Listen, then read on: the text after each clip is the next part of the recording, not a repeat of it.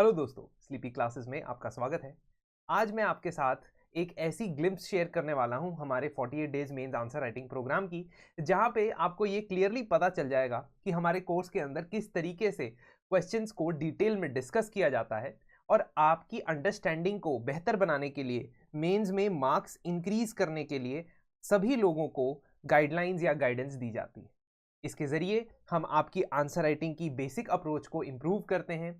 Syllabus को भी काफ़ी हद तक मैं सोर्सेज बताता हूँ कि कहाँ कहाँ से आपने सिलेबस की कवरेज करनी है मेंस के लिए, और हर एक क्वेश्चन की इवैल्यूएशन के साथ साथ हर एक क्वेश्चन को प्रॉपरली डिस्कस किया जाता है, जिससे आपको हर क्वेश्चन में एक आइडिया लग जाए कि कैसे इसको इंट्रोडक्शन करना है, इसकी बॉडी में क्या चीज़ें लिखनी है, इनकी कंक्लूजन कैसे करनी है।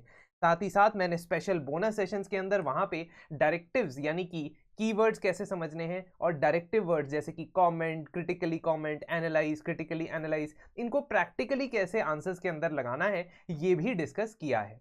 और आपको लाइव टेलीग्राम सपोर्ट ग्रुप भी मिलने वाला है, जहां पे हम क्वेरीज रिजॉल्व करते हैं।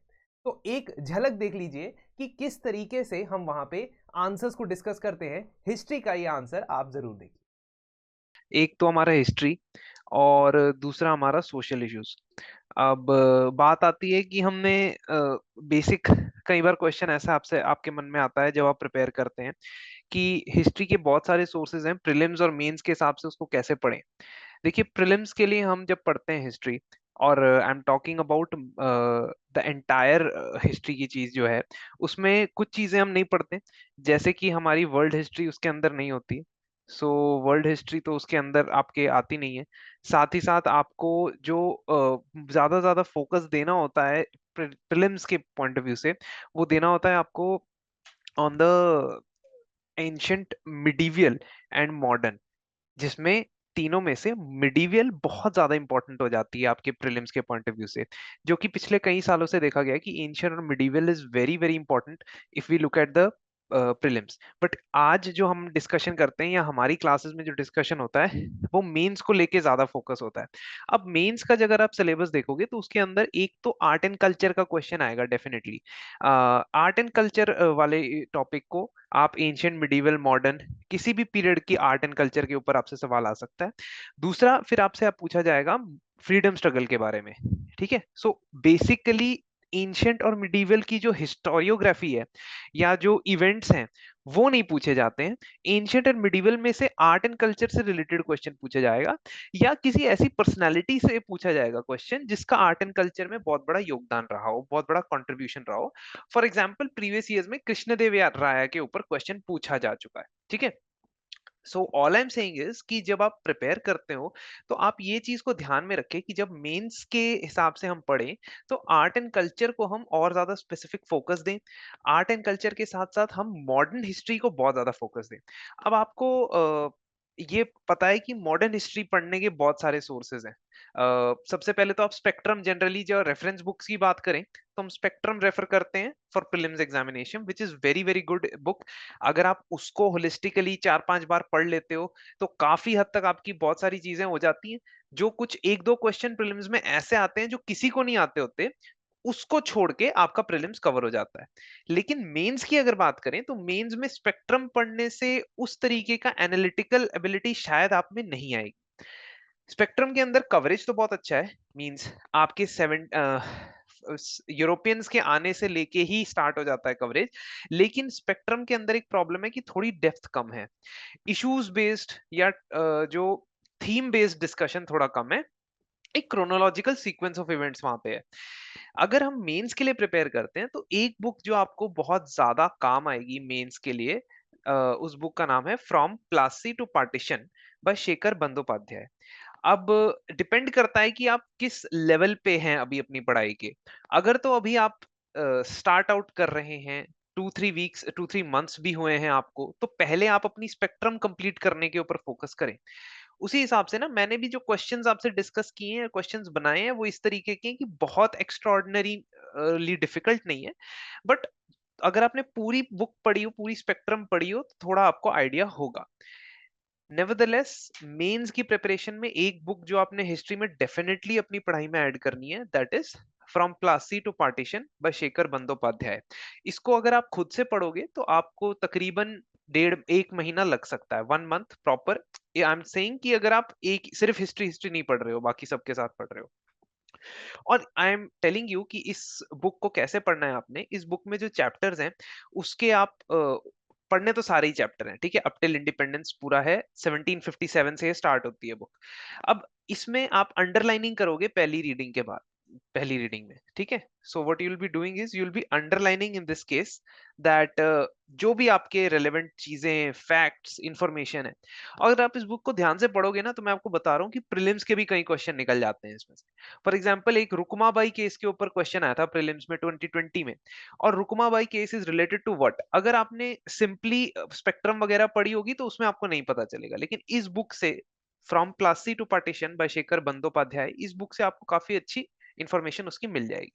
तो अगेन एक आपको मैं सोर्स रेलेवेंट बता रहा हूं जो मेंस एग्जामिनेशन में आपकी मदद करेगा, और आपको अलग अलग पॉइंट ऑफ व्यू से फ्रीडम स्ट्रगल या फ्रीडम मूवमेंट के बारे में समझ आएगा वहां से, ठीक है। तो आगे बढ़ते हैं। अब इस हिस्ट्री के जो दो क्वेश्चन रह गए, दो क्वेश्चन थे इस बार, वो डिस्कस करते हैं एक बार, ठीक है। Just a second. ओके, तो क्वेश्चन है, freedom struggle was an amalgamation of many voices that came together, illustrate with examples. Now question की डिमांड क्या है। क्वेश्चन आपसे पूछ रहा है कि जो हमारी आजादी की लड़ाई थी, जो हमारा फ्रीडम स्ट्रगल था, उसमें कई सारी वॉइसेस एक साथ आई। कई सारी वॉइसेस में अब आप नैरो फ्रेमवर्क रखोगे, अगर आप नैरो माइंडसेट रखोगे तो आप ये कह सकते हो कि कुछ लोग मॉडरेट्स थे, कुछ लोग एक्सट्रीमिस्ट थे, और कुछ लोग रेवोल्यूशनरीज थे। अगर इस फ्रेमवर्क से आप चलोगे तो इस फ्रेमवर्क के हिसाब से आप थोड़ा सा नैरो हो जाओगे। क्यों? क्योंकि आप सिर्फ उन्हीं लोगों की बात कर रहे होंगे जिनके बारे में हमें पता है कि वो फेमस फ्रीडम फाइटर्स हुआ करते थे।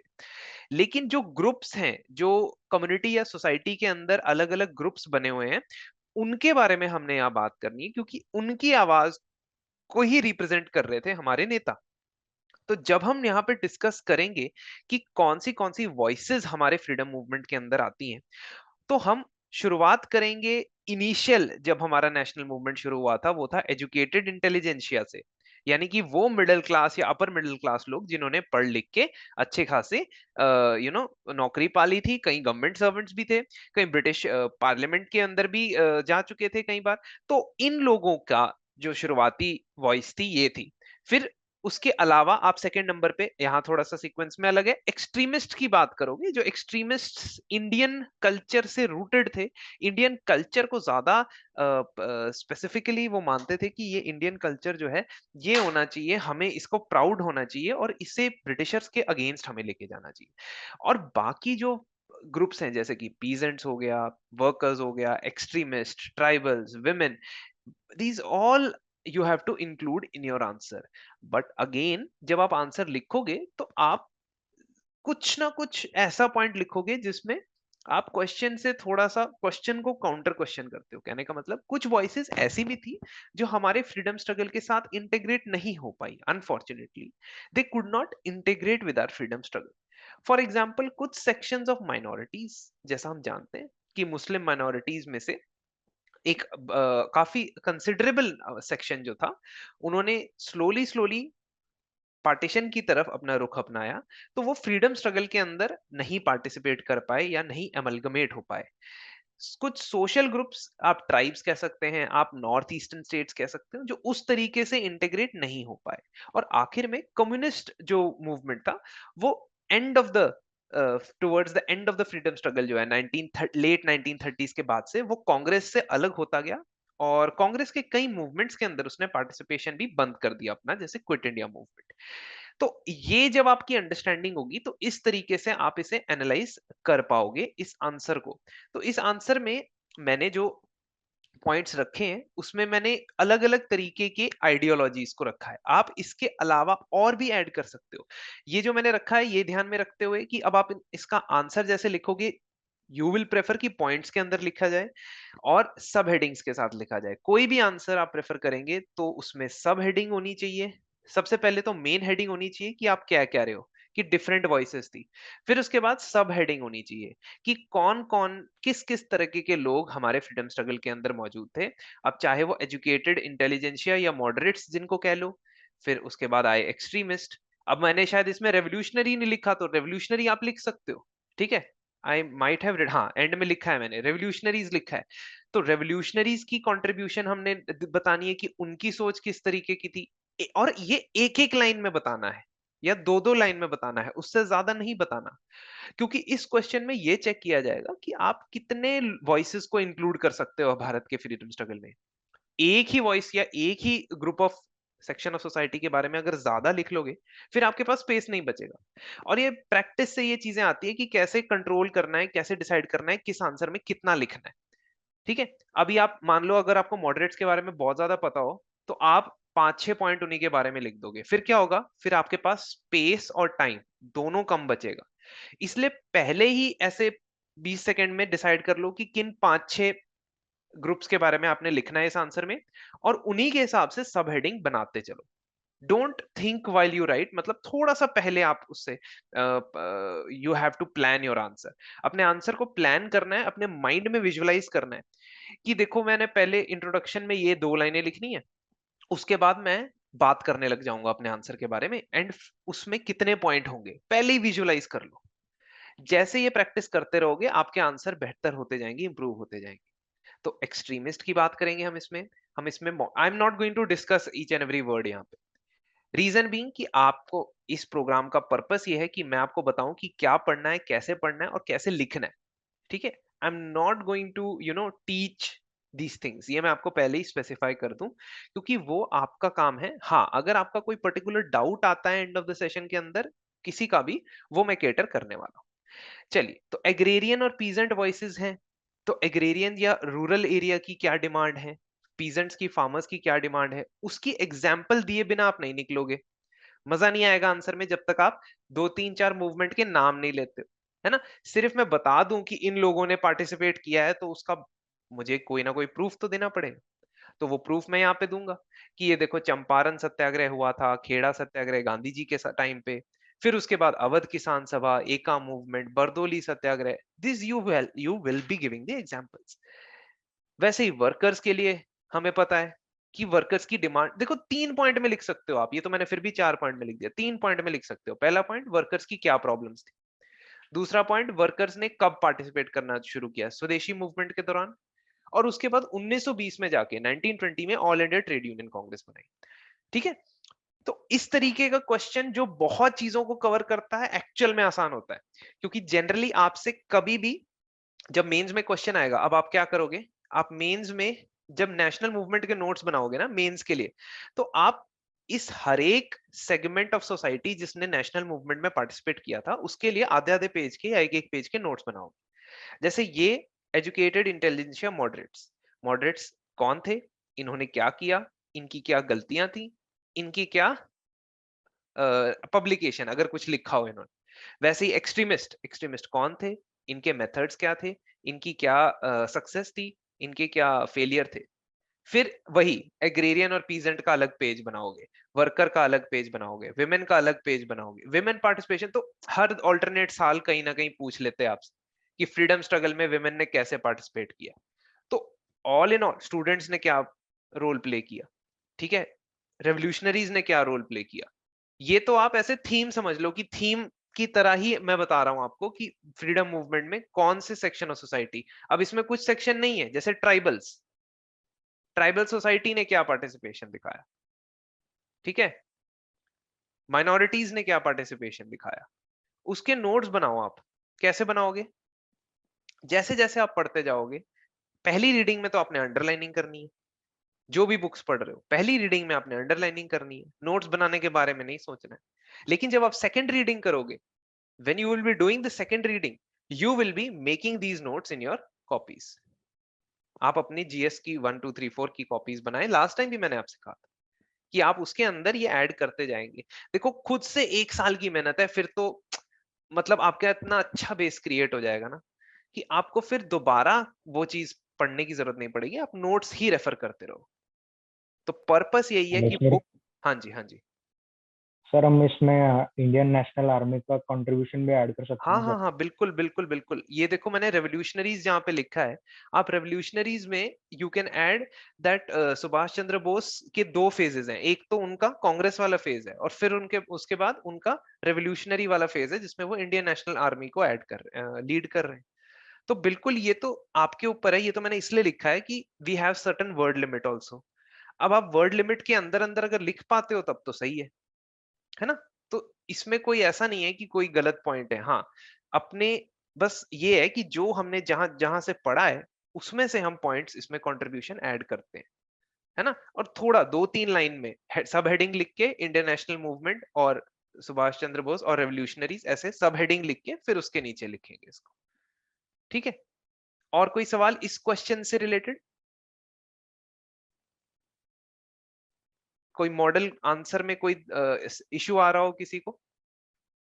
क्योंकि देखो फिर हमने लास्ट में क्या किया। अच्छा, ये वाला पॉइंट ना थोड़ा समझने वाला है। ये यहाँ पे बुलेट पॉइंट नहीं आएगा, ये हमारा कंक्लूजन है आंसर का। This portion is the conclusion. इससे पहले हमने कुछ सेक्शंस के बारे में बताया कि ये हमारी जो फ्रीडम मूवमेंट है उसमें पूरी तरीके से इंटीग्रेट नहीं हो पाए। जैसे some section of Muslim minorities, है ना? ऐसे लिखोगे 2 लाइनों में, a section of Muslim minorities were dissuaded. पहले अलीगढ़ मूवमेंट के टाइम पे इनको कांग्रेस ज्वाइन करने से मना किया गया 1870s में, जब आपके सर सैयद अहमद खान ने अलीगढ़ मूवमेंट की स्थापना की थी।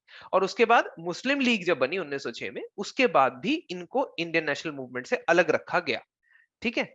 So this is one of the point जहां पे इंटीग्रेशन नहीं हुई। फिर आप इंटीग्रेशन का भी पॉइंट लिख सकते हो ऊपर कि माइनॉरिटीज इंक्लूड हुई थी, ऊपर लिखेंगे।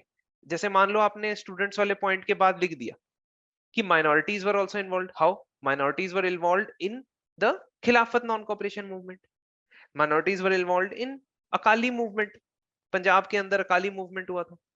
ठीक है? तो दिस दिस इज समथिंग जो आपके ऊपर है कि आप कौन से पॉइंट लिखना चाहते हो। बस जितने पॉइंट लिखोगे उसको अच्छे से 2 या 3 लाइनों में एक्सप्लेन कर देना है बस। ठीक है? सो आपके कोई पॉइंट मिस हो गया इसमें ऐसा नहीं है, बट मोस्टली 5-6 कवरेज रखोगे आप अपने। ऐसे रखो कि जैसे 15 नंबर का क्वेश्चन है तो 6 से 7 पॉइंट तो आप कम से कम लिखोगे। एक एक पॉइंट को 2-2 नंबर के हिसाब से आप सोच लो कि लिखोगे आप उसको। एंड इंट्रोडक्शन एंड कंक्लूजन तो कॉम्प्लीमेंट्री है भाई, उसके नंबर कटते हैं, शायद इतने मिलते नहीं, लेकिन अगर आप नहीं लिखते हो तो शायद कट सकते हैं। तो देखा दोस्तों आपने कि किस तरीके से हमने एक फ्रीडम स्ट्रगल के आंसर को एनालाइज किया और आपको ये सब सोर्सेज कहाँ कहाँ से कवरेज करनी है, कहाँ कहाँ से आपने पॉइंट्स बनाने हैं, वो भी मैंने एनालाइज किया। ऐसे ही हर सब्जेक्ट के लिए हर एक सब टॉपिक के क्वेश्चंस वहाँ पे डिस्कस होते हैं। अगर आप इस कोर्स में एनरोल करना चाहते हैं तो आप हमारे कोर्स को एनरोल कर सकते हैं 4999 में, और इस नंबर पे आप कॉल करके या हमें ईमेल करके संपर्क कर सकते हैं। तो इसी के साथ आज का ये सेशन समाप्त होता है। धन्यवाद।